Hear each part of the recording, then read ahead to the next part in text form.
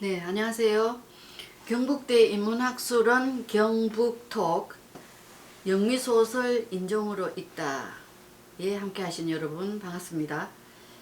이번 시간에는 19세기 영국 소설가 샬롯 브론테의 제인 에어를 읽어보도록 하죠. 1847년에 발표된 제인 에어에 대해서 독자들의 관심은 주로 제인과 로체스터의 사랑 이야기에 있어 왔죠. 여기 보이는 이제 그 화면의 영화가 1996년 영화와 2011년 영화인데요. 두 영화에서 모두 제인과 로체스터의 로맨스가 그 관객의 흥미를 자극하고 있죠. 문학 비평가들은 이 제인 에어를 19세기 페미니스트의 작품의 전형이라고 높이 평가합니다. 왜 그러냐 하면 남성 중심적 가부장제 사회에서 남성과 동등하지 않는 여성의 위상에 의문을 제기하고 제인이 여성의 자유와 독립을 열정적으로 추구하기 때문이죠. 그러나 19세기 초반의 영국 상황을 배경으로 하는 이 제인 에어를 인종과 제국주의의 관점에서 보면 어떨까요? 이 소설은 영국 여성 제인이 화자로서 과거를 회상하는 방식으로 서술하죠. 그래서 독자는 제인의 목소리만 듣고 그녀와 공감하기 때문에 소설 속에서 은폐되어 있는 다른 여성을 놓치기 쉬워요. 자, 소설 속에서 로체스터는 37세 가량으로서 18세 정도밖에 안 되는 제인에게 청혼을 하죠. 그런데 그때 청혼을 할 때 여러분들이 보기에 로체스터는 총각일까요? 로체스터의 저택인 이 스톤필드의 다락방에는 여기에는 10년 이상 갇혀 있는 로체스터의 아내, 그러니까 이 여성은 영국의 식민지 서인도 제도의 자메이카 출신인 여성으로서 크레올 여성입니다. 이렇게 이 여성이 10년 이상 갇혀 있어요. 그런데 그녀는 소설 속에서 인간의 목소리를 한마디로 내지 못하고 있습니다. 네, 이 여성은 로체스터에 의해서 미친 여인으로, 술주정뱅이로, 천박하고 저속하며 성적인 면에서도 불결한 여인으로 취급된 크레올 여인. 그런데 이 로체스터는 차남인데요. 그 당시 영국에서는 장자 상속법이 있어서 이 차남인 로체스터는 재산을 하나도 상속받을 수 없어요. 그래서 돈이 필요하니까 그 당시에 식민지인 자메이카의 부유한 상속녀인 벌사에게서 지참금 3만 파운드를 받고 결혼을 합니다. 그 후에 4년간 이 자메이카에서 벌사와 같이 열정적으로 삶을 즐깁니다. 그런데 그 4년이 지나니까 정신을 차려보니 갑자기 본토 영국인이 아닌 식민지 자메이카의 여성인 이 벌사가 수치스러워진 거죠. 그래서 그는 영국으로 벌사를 데려와서 다락방에 가두어두고 유럽의 곳곳을 돌아다니면서 독일이라든지 이탈리아의 여성들하고 사귀입니다. 이때 나타난 제인은 영국의 본토 여성이고 일가 친척이 하나 없어서 로체스터의 과거를 따지고 들 수 있는 친척이 없어요. 그래서 로체스터는 이 벌사의 존재를 속이고 제인에게 청혼을 하죠. 그러니까 한마디로 이중 결혼을 하려고 하는 거죠. 그렇다면 이 크레올 여성 벌사를 처음 목격한 영국 여성 제인은 벌사를 어떻게 묘사를 할까요? 로체스터하고 본 것과 다르게 묘사할까요? 제인은 이 벌사의 외모에 대해서 소설에서 어떻게 묘사를 하느냐 하면, 이 여인을 보자마자 피부는 자주색 혹은 검은 얼굴, 충혈된 눈, 퉁퉁 부은 검은 입술, 머리와 얼굴을 가리는 말갈기 같은 머리털, 이렇게 묘사를 하고, 그러니까 흑인에 가깝게 묘사를 하죠. 그리고 몸은 옷을 입은 하이에나라든가, 하이에나가 뒷발로 일어섰다라든가, 네 발로 기어다닌다라고 하든가, 핥히고 으르렁거리는 괴상한 짐승이라고 묘사한다든가, 아니면 흡혈귀라고 한다든가, 이렇게 동물이나 괴물, 흡혈귀로 묘사를 합니다.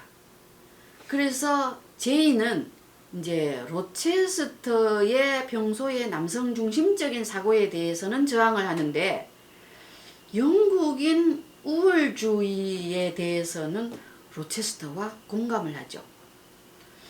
그래서 이처럼 제인 에어라는 작품은 이 숨겨진 여인 벌사와 비교하여서 상대적으로 영국 여성 제인은 건전하고 정직하고 지성이 있고 또 성적으로 순결하다, 이제 이러한 점을 돋보이게 해서 영국인 우월주의 이데올로기를 전파하는 소설이라고 볼 수 있어요. 그런데 정말 벌사는 여러분들이 보기에 이성을 상실한 미친 여인처럼 보여요. 소설 속의 이제 한 장면을 예로 살펴볼까요? 결혼식 전날 밤에 제인은 잠을 자는 중에 잠결에 그녀의 방에 알 수 없는 여인이 들어오는 것을 느껴요. 그런데 그 여인은 벽에 걸려있는 제인의 결혼식 예복의 그 면사포를 끌어내려서 양쪽으로 쫙 찢어버립니다. 그러더니 제인은 일체 건드리지 않고 조용히 방 밖으로 사라집니다. 자, 지금까지 로체스터의 방에 그 침실에 불을 낸다거나 아니면은 그 자메이카에서 온 자신의 오빠, 벌사의 오빠를 공격하여서 피를 흘리게 하거나 이렇게 한 여성이 벌사였는데, 왜 이렇게 로체스터를 위험에 빠지게 하고 또 오빠를 공격하여 피를 흘리게 한 이 여인 벌사가 자신의 라이벌일 수도 있는 제인은 왜 털끝도 건드리지 않았을까요? 이상하죠? 여러분 어떻게 생각합니까? 제인은 이 벌사가 보기에 제인에게는 잘못이 없다는 겁니다. 이 잘못은 로체스터에게 있다는 거죠. 그리고 면사포만 찢어버리는 것은 이 결혼이 문제가 있다라는 것을 제인에게 경고를 하는 것이죠. 이렇게 경고만 하고 제인은 건드리지 않고 떠난 거죠. 이런 여인을 우리가 이성이 없는 미친 여인이라고 할 수 있을까요? 여러분, 그리고 누구든지 10년을 다락방에 갇혀 있으면 멀쩡한 사람도 미치지 않을 수 있을까요? 그래서 이 작품의 후반부에서 제인이 이제 사촌 오빠이면서 목사인 세인트 존을 만나는데, 이 세인트 존에 대해서 살펴보면은 작가인 샬롯 브론테의 영국 제국주의에 대한 입장을 여러분들이 짐작할 수가 있어요. 이 세인트 존은 목사인데 인도에 선교 사업을 가려고 합니다. 그래서 이 세인트 존은 인도인들을 미개한 이교도라고 생각하고 이교도인 미개한 식민지 인도를 문명화시켜야 된다라는 아주 열렬한 사명으로 인도로 선교 사업을 떠나려고 하는데 이때의 세인트 존이 제인에게 자기의 선교 사업에 정말 적합한 여성이다 이렇게 해서 사랑하지도 않는데 결혼을 제안합니다. 그래서 제인의 대답은 이렇습니다. 나는 당신을 사랑하지 않기 때문에 아내로서 갈 수는 없어요. 그렇지만 동료로서 가는 거는 찬성합니다. 이렇게 이야기를 해요. 그러니까 여러분 무엇을 알 수 있어요?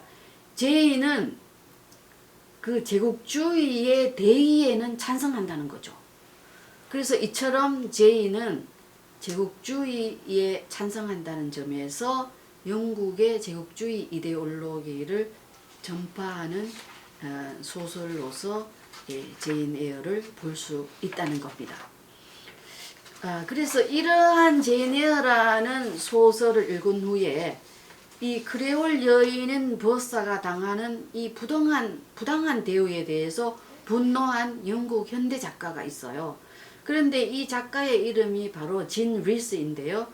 실제 이 진 리스라는 작가는 이 서인도 제도의 도미니카에서 태어나고 생활한 적이 있는데 진 리스는 1966년에 광막한 사르가소 바다라는 소설로서 제인 에어에 대해서 다시 쓰기를 시도를 합니다. 그래서 진 리스는 이 벌사에게 목소리를 부여하고 앙뚜아네트라는 이름으로 주인공으로 만들어서 그녀를 이 작품에서 살려냅니다.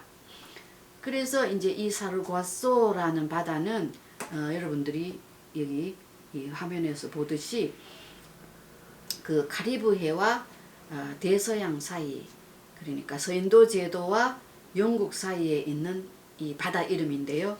그러니까 식민지인 서인도 제도와 본토 영국 사이에 존재하는 지리적으로 먼 거리이지만 심리적으로도 서로 소통하기 어려운 머나먼, 그래서 강막한 심리적 거리를 나타냅니다. 그래서 오늘 강의 제인 에어는 여기에서 마치도록 하겠습니다.